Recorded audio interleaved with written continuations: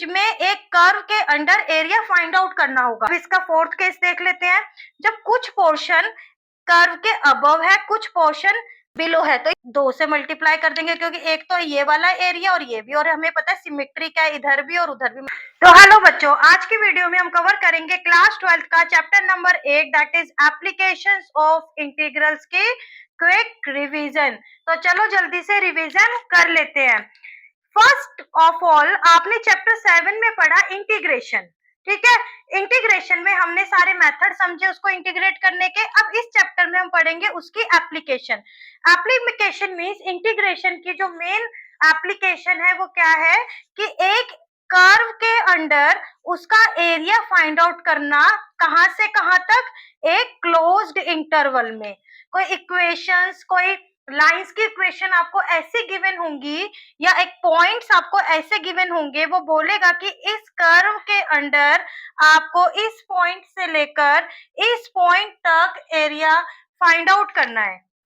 Okay, तो आपको 2 points के बीच में एक कर्व के अंडर एरिया फाइंड आउट करना होगा। इसके अंदर आप देखो, जो बेसिक चीज हम करते हैं, एक एलिमेंट्री स्क्रिप्ट बनाते हैं, दैट इज बेसिक स्क्रिप्ट हम बनाते हैं। कोई कर्व है, उसको हम एक यहाँ पर बहुत छोटा, dx का मतलब होता है बहुत छोटा, इससे छोटा कुछ नहीं हो सकता, ठीक है। तो जब कोई भी कर्व जा रहा है आपको और उसको मैं सिर्फ इतना सा पार्ट देखूं, इतना सा, सिर्फ इतना सा पार्ट में देखूं, तो वो क्या होगा, वो स्ट्रेट ही होगा। चाहे आप किसी सर्कल का भी पार्ट देखोगे ना, अगर आप सिर्फ इतना सा पार्ट उसको लोगे, बहुत स्मॉल है वो, तो वो क्या होगा, एक स्ट्रेट लाइन आप उसको कंसीडर कर सकते हो। तो जब आप एक एलिमेंट्री स्क्रिप्ट बनाते हो, dx यहाँ पर तो आपका स्ट्रेट है ही, तो ये भी एज अ स्ट्रेट लाइन ही एक्ट करता है जब आपका बहुत स्मॉल पार्ट आप उसका लेते हो। तो ये हो गया dx। ये क्या हो गया आपका, एक रेक्टेंगल स्क्रिप्ट। इसका क्या होता है, रेक्टेंगुलर स्क्रिप्ट, ठीक है, रेक्टेंगुलर होती है ये नेचर में।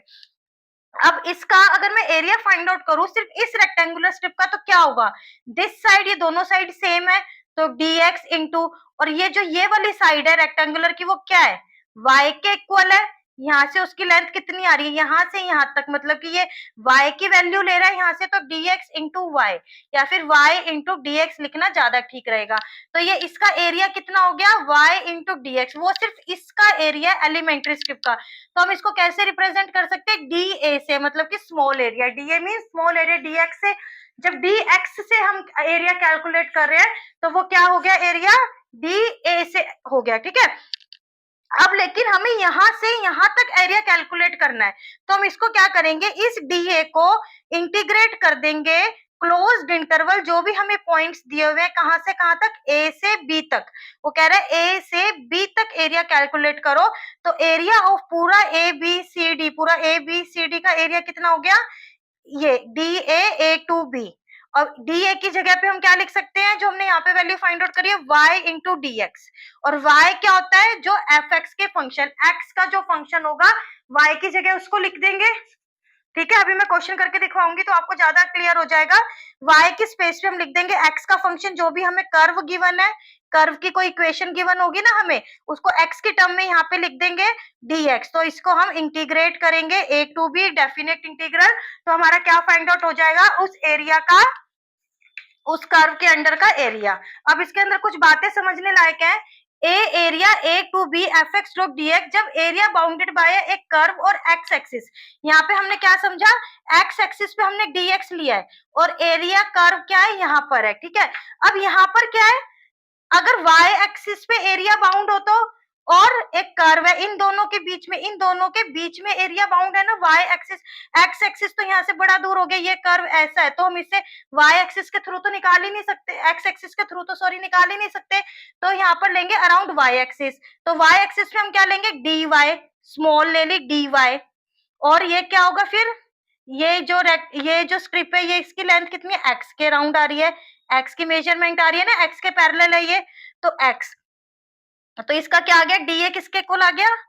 x इंटू डी वाई, ठीक है। और यहाँ पे कर्व क्या है, x is equals to F Y, उल्टा हो रहा है ना सब कुछ उसके अंदर। और कहां से कहां तक लिमिट्स जा रही है, डी वाई है ना, तो y की ही लिमिट्स देखेंगे, y के एक्सिस पे देखेंगे सी टू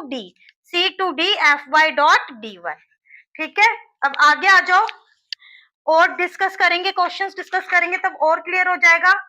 अब इसके अंदर देखो, यहाँ पर देखो, ये एक्स एक्सिस है और ये कर्व है। हमें इसके ए से बी तक इतना एरिया हमें फाइंड आउट करना है, ये एरिया हमें फाइंड आउट करना है। पर जो हमारा कर्व है वो क्या है, नीचे की साइड है। अब जो हमारे पास ये स्क्रिप्ट है डीएक्स, डीएक्स तो डीएक्स है, पर नीचे आप देखो इस ओरिजिन के नीचे क्या होता है हमारे पास, वाई क्या है, नेगेटिव हो जाता है, माइनस वाई हो जाता है। लेकिन एरिया हमारा कभी नेगेटिव नहीं हो सकता, तो हम यहाँ पर किस चीज का यूज करते हैं, मॉड्यूलस साइन का यूज करते हैं, क्योंकि हम एब्सोल्यूट वैल्यू लेते हैं, क्योंकि एरिया कभी भी नेगेटिव नहीं हो सकता है, चाहे ऊपर हो चाहे नीचे हो, एरिया तो पॉजिटिव होगा ना, एरिया की नेगेटिव वैल्यू नहीं हो सकती। अब इसका फोर्थ केस देख लेते हैं। जब कुछ पोर्शन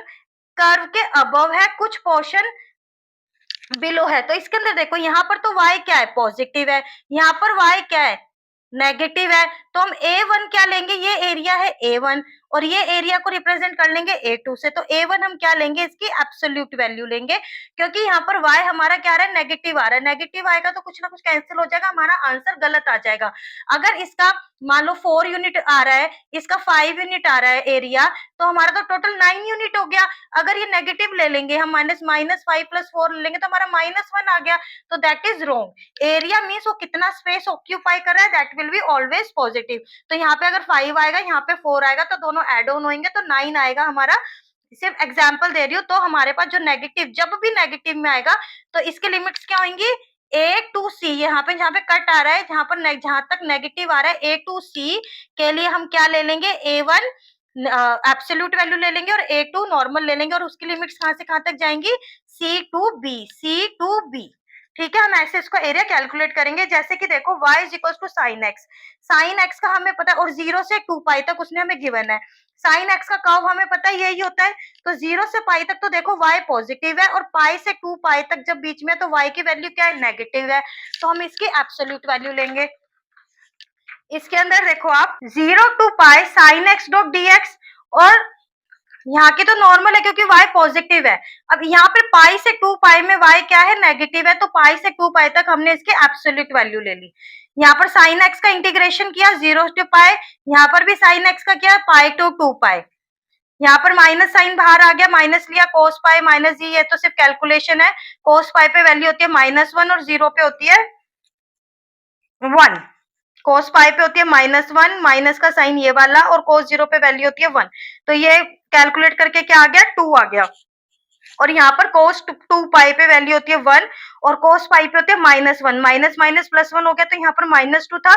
बट हमने एब्सोल्यूट वैल्यू लिया तो 2 आ गया, दैट इज 4 स्क्वायर यूनिट। मतलब यहाँ पर भी 2 यूनिट है, यहाँ पर भी 2 यूनिट है, तो टोटल एरिया कितना हो गया, 4 स्क्वायर यूनिट। एरिया क्या होता है, ये एरिया जो कि उसने ऑक्यूपाई किया हुआ है, जो उसके अंडर है, एक्स एक्सिस और उस एरिया के अंडर, ठीक है, उस कर्व के अंडर। अगर हम इसको डायरेक्ट कर देते, देखो 0 से 2 पाई डायरेक्ट कर देते, तो हमारा आंसर 0 आ रहा है, तो ये एररफुल रिजल्ट हो गया ना। कोई एरिया अगर बाउंड हो रहा है तो क्या वो 0 हो सकता है, कुछ ना कुछ एरिया तो है ना उसके अंदर, वो 0 नहीं हो सकता। तो ऐसे इन चीजों को समझना बहुत जरूरी है। अब कुछ क्वेश्चन कर लेते हैं, हमारे कोर्स में स्टैंडर्ड इक्वेशन के क्वेश्चन है, जो हमने 11th क्लास में पढ़ा था, सर्कल, एलिप्स, पैराबोला, इनके क्वेश्चंस आएंगे हमारे कोर्स में, जो है एरिया एनक्लोज्ड बाय सर्कल। ये जो सर्कल गिवन है स्टैंडर्ड फॉर्म में, इसका पूरा एरिया हमें यहाँ से यहाँ तक फाइंड आउट करना है। Standard form of the circle यही है, गिवन भी यही है। अगर इस स्टैंडर्ड में नहीं गिवन होता, थोड़ा बहुत इधर उधर होता है, तो हम उसको क्या करते हैं, कंपेयर कर लेते हैं, ठीक है। अदरवाइज हमारे सिलेबस में स्टैंडर्ड ही है। तो हमने y की वैल्यू निकाल ली x की फॉर्म में, सेंटर है इसके अंदर 0 0, क्योंकि स्टैंडर्ड इक्वेशन है, रेडियस कितनी है, a है, ये हमारी रेडियस होती है, आप सब बच्चों को अच्छे से पता है। Area of O A B A, पहले हम सिर्फ इतने का एरिया देख रहे हैं, सिर्फ इतने एरिया की हम बात कर रहे हैं, फर्स्ट क्वाड्रेंट की हम बात कर रहे हैं। तो अगर ये फर्स्ट क्वाड्रेंट में लाई करता है, तो y क्या है हमारे पास, पॉजिटिव है, ठीक है, फर्स्ट क्वाड्रेंट में लाई कर रहा है, तो एरिया ऑफ द सर्कल क्या आ गया, डी, अगर मैं यहां से लिखूं तो क्या आ रहा है आपके पास, y इंटू डी एक्स आ रहा है, डी, और यहाँ पे अगर मैं लिखूं D A into D x, D A को इंटीग्रेट कर रहे हैं ना, और डी ए की जगह पे क्या आ गया, y इंटू डी एक्स, और y की वैल्यू हमने क्या फाइंड आउट करी है, ये वाली फाइंड आउट करी है, a square minus x square into में डी एक्स। पर यहाँ पे अब दो वैल्यूज फाइंड आउट करिए ना, प्लस माइनस, तो कौन सी आएगी, क्योंकि वो फर्स्ट क्वाड्रेंट में, इसलिए ओनली पॉजिटिव आएगी, ठीक है। अब लेकिन उसने हमें, ये तो सिर्फ हो गई इतनी बात, ठीक है, ये हो गई 0 से और x की वैल्यू जो dx है कहां से कहां तक वेरी करना है हमें फर्स्ट क्वाड्रेंट में 0 से a तक, 0 से a, ठीक है, क्योंकि इसकी रेडियस a है तो a 0, ये पॉइंट क्या बना हमारे पास a 0, ये रेडियस a है तो 0 से a तक इतना हम कर्व, ये वाला कर्व और कर्व ये वाला है हमारे पास, तो हमारे पास ये इतना एरिया तो हमने फाइंड आउट कर लिया, पर हमारा क्वेश्चन कह रहा है पूरा एरिया फाइंड आउट करना है। तो ये अगर सेम है, सिमेट्रिकल है चारों एक्सिस के अराउंड, ऑब्वियसली जो हमारा सर्कल है वो सिमेट्रिकल होगा, तो इसका क्या हो गया 4, इसको 4 से गुना कर देंगे, 4 से मल्टीप्लाई कर देंगे, ठीक है, इसको 4 से मल्टीप्लाई कर देंगे तो हमारा पूरा एरिया इसके अंदर आ जाएगा। आगे बस एक कैलकुलेशन रहती है आपकी, जो हमारा फॉर्मूला है याद है आपको, इंटीग्रेशन मैंने अभी रिवीजन में भी वो करवाया है, तो ये आप यहाँ से कर लोगे और ये लिमिट्स लगा के पहले a लिखोगे, एक्स की जगह पर हर जगह यहाँ पे फिर 0 आएगा और आप कैलकुलेट करोगे तो पाई a स्क्वायर यूनिट्स आपका आंसर आ जाएगा, ठीक है। ऐसे ही एक क्वेश्चन और देख लेते हैं, area of the region bounded by the curve and a line, एक कर्व गिवन है और एक लाइन गिवन है, ठीक है। Find the area of the region bounded by the curve y is equals to X square, ये किसकी है x स्क्वायर से आपको पता लग गया, पैराबोला की इक्वेशन है, पैराबोला की इक्वेशन गिवन है, ये स्टैंडर्ड इक्वेशन से इसको कंपेयर कर लेंगे, कंपेयर कर लेंगे तो X square is equals to 4ay, ठीक है।